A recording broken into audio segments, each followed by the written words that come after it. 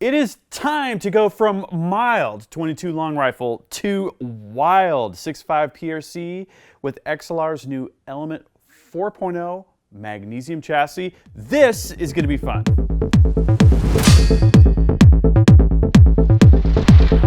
Kevin Gear here from UltimateReloader.com. This is going to be a fun experiment and a follow-on to my last video where I unboxed the all-new Element 4.0 Magnesium chassis from XLR Industries. We showed my 6 Dasher, which is a tack driver, and then we checked out this Bergara B14R Rimfire trainer package. I've been using this around the ranch. This is a totally fun gun with the suppressor. It's subsonic fun, shooting rock chucks. It's incredibly lightweight. We've got the folding buttstock. This is really cool. But now it's time to turn things up to 11. What I'm thinking we're going to do is we're going to look at this Bergara HMR Wilderness 6.5 PRC rifle, and we're going to do two things with it. We're going to take a look at how light a configuration we can run. The scenario is I'm deer or elk hunting, and I want to hike up the very steep mountains which surround us right here. That is the way I hunt. But then, what about when I want to use this rifle for load development, for testing bullets, for testing other components like powders, that sort of thing?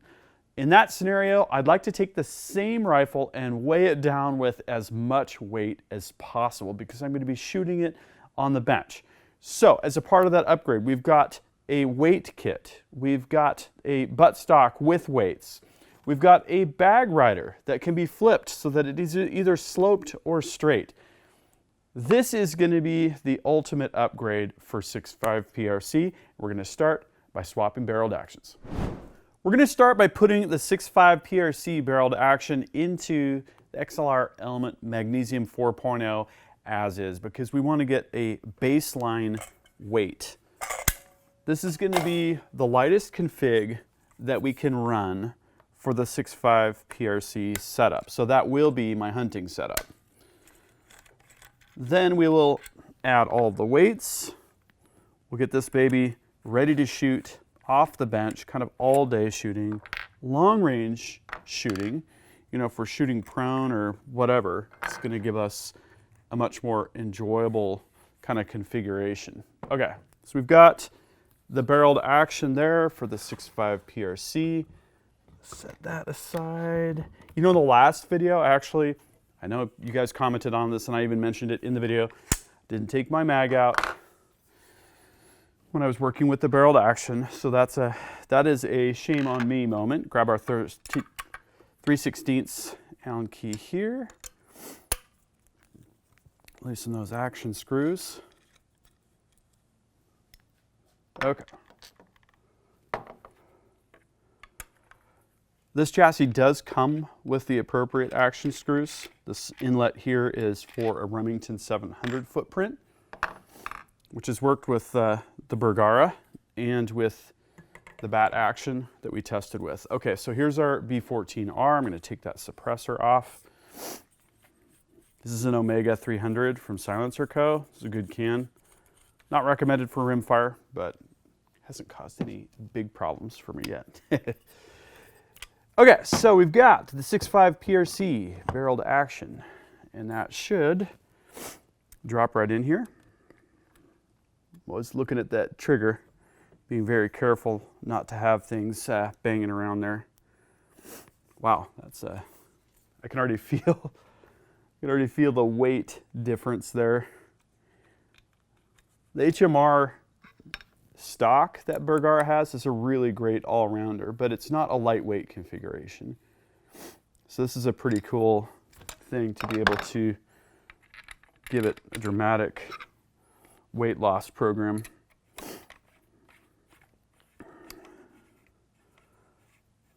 That is a quick changeover. Okay, so those are more or less finger tight. Again, we're gonna give it a little bit of a bounce to set that recoil lug in its slot.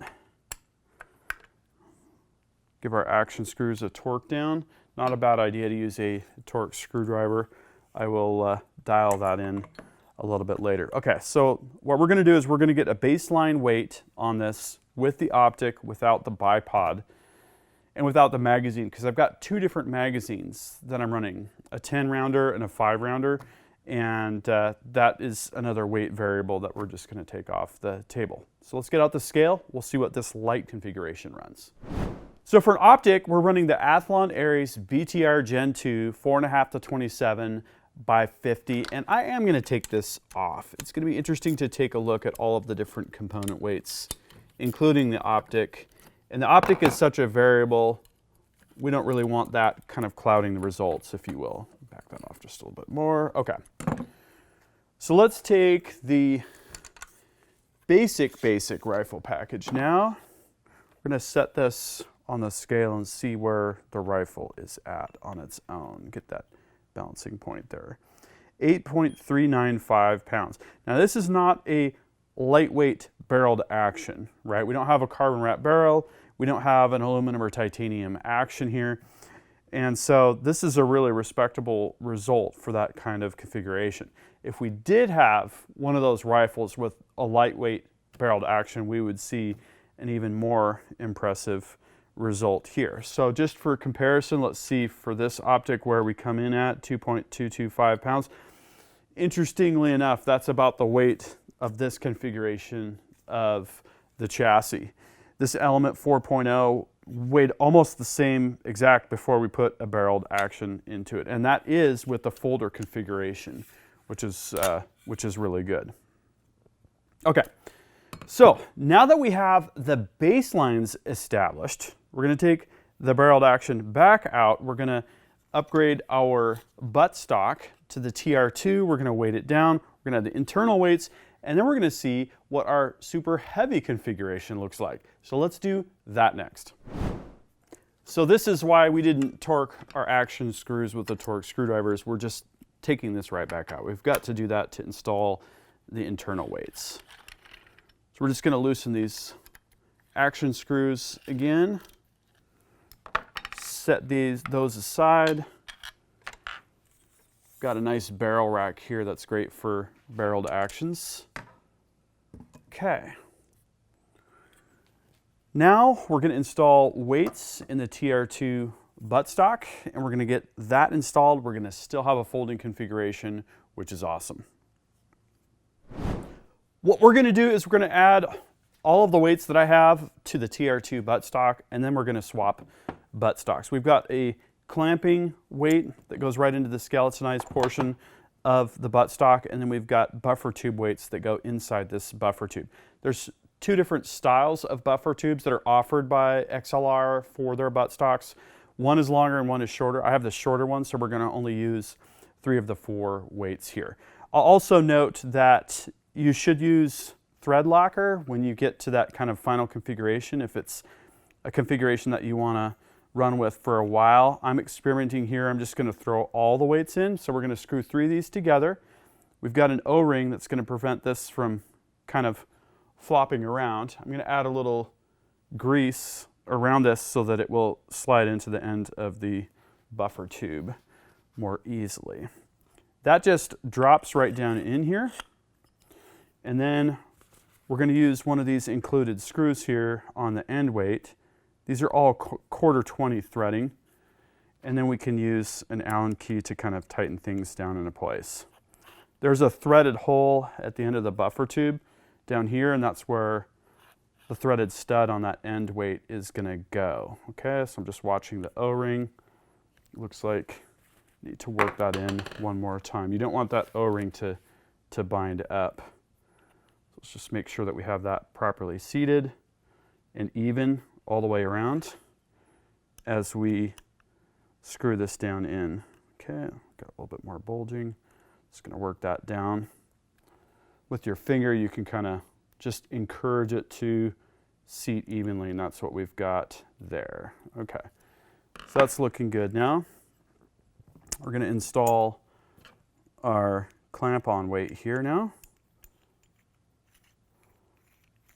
It's just 2 through bolts here that are going to tighten this guy down.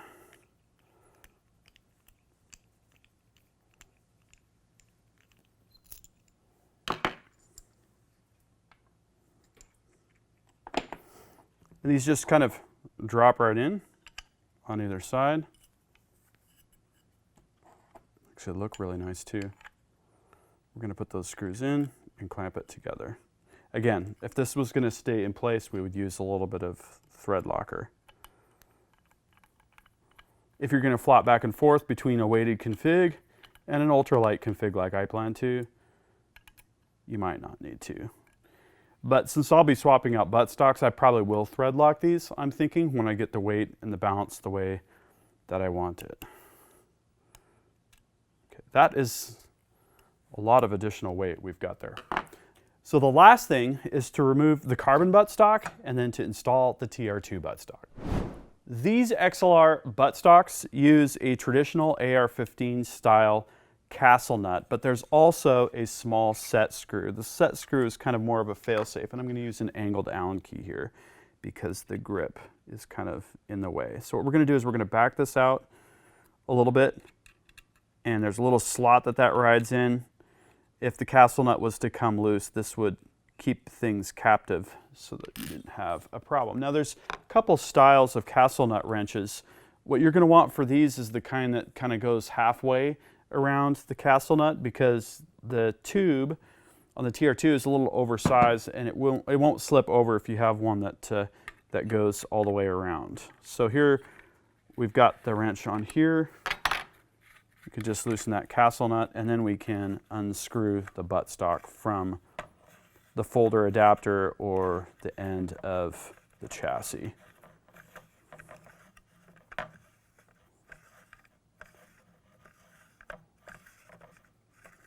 Okay, that is light. That is incredibly lightweight. I love that. But this is going to be a great game changer to help bring things kind of to the next level. So if you look real close, this is the groove here that I'm talking about. That's where the set screw goes to keep things captive. And this is Cerakoted partway up the threads, which is a real nice detail for the appearance. And so I'm going to hold this. I'm looking at my set screw. I'm looking at my slot here, and I'm just going to very carefully align this. I'm going to tighten the set screw first here so that we stay aligned. Make sure that, yeah, we can feel that that's in there. Now we're going to take our castle nut and run that up against the adapter, but I'm going to make a final check to make sure that I like how things are aligned. That looks good there. And now we run the castle nut up with a bit of torque. Doesn't have to be earth-shattering. Wow, that is definitely heavy on the buttstock end and light on the fore end. But that's what we're going to do next, is we're going to continue adding weight to this thing. But before that, I just remembered I've got to install my bag rider. And again, there's two configs on this. You can run it this way so that you've got a sloped bag rider. This would be great for field shooting with a rear bag. And then you can flip it over and have it straight, which is good for the bench. And that is what we're going to do. So there's a couple placeholder set screws we're going to take out.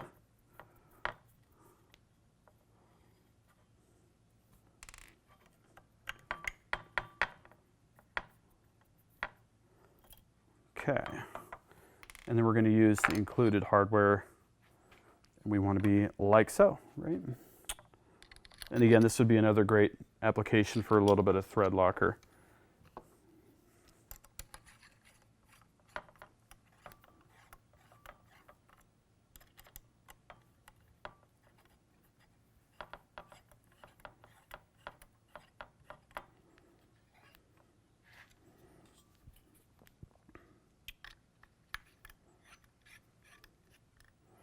Give these a little bit of a torque down. Gotta love that. That's gonna be super. Okay, now onto the fore end weights. So here I've got 3 internal weights. That's why we took the barrel to action back out, is we're just gonna drop these right down into the fore end portion of the chassis. And then we've got 2 screws that secure each weight. And again, if these were in here permanently, I would thread lock these. These don't need to be super tight. The weights kind of hold themselves captive in their little cutouts.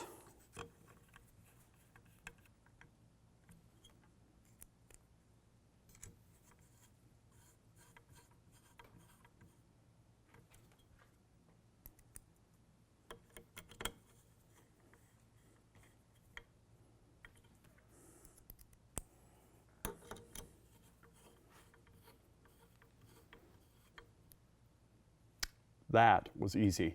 Now we're going to take a look at the fore-end external weights. The fore-end weights are M-lock.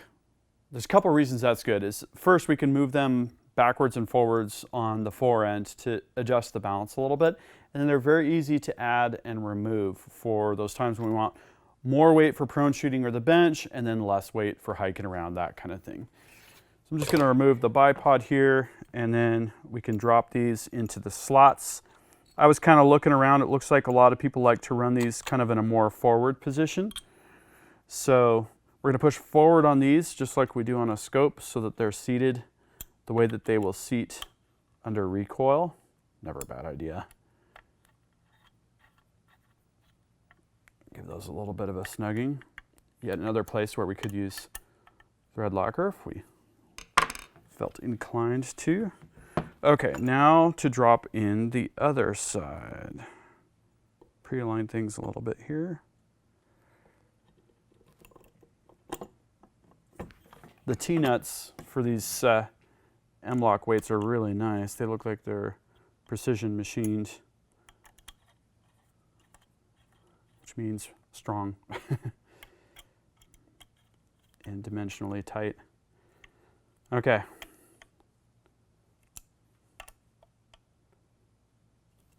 Awesome. Okay, so now we have a stock.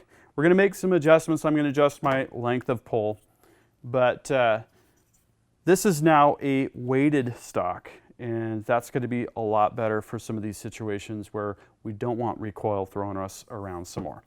So let's take a weight measurement of this configuration, and then we'll put the barrel action back in, and then we'll go shooting.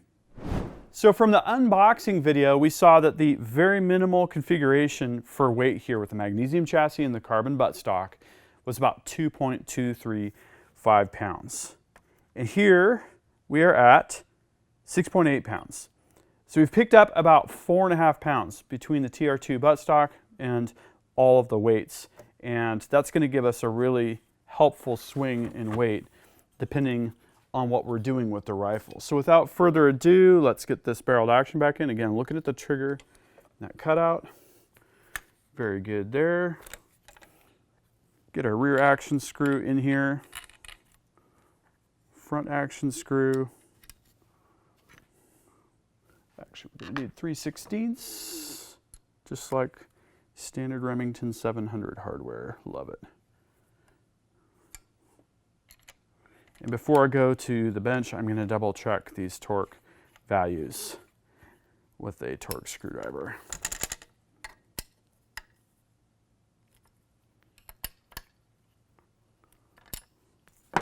That is looking pretty nice. Let's put the bipod on and see what we've got here for our weighed down configuration.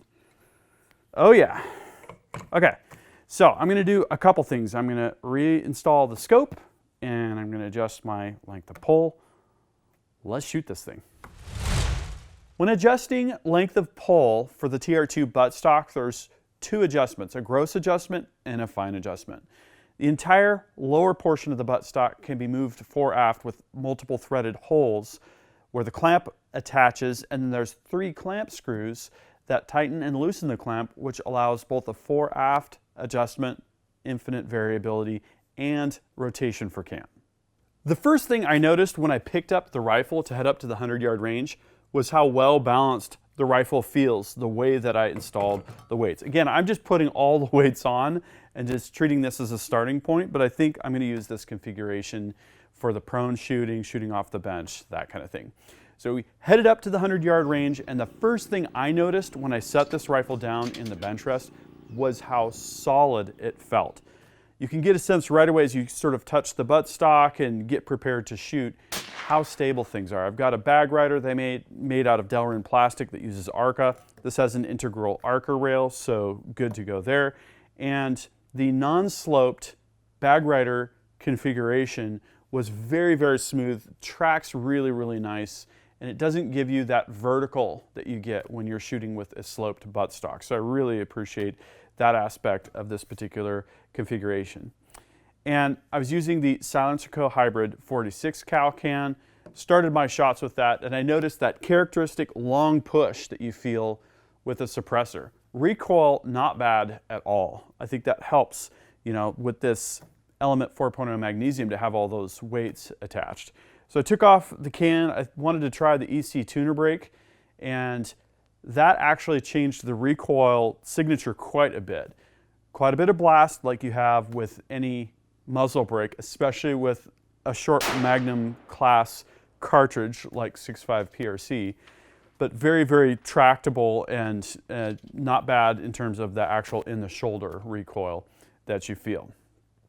I didn't get a chance to really test much in terms of grouping.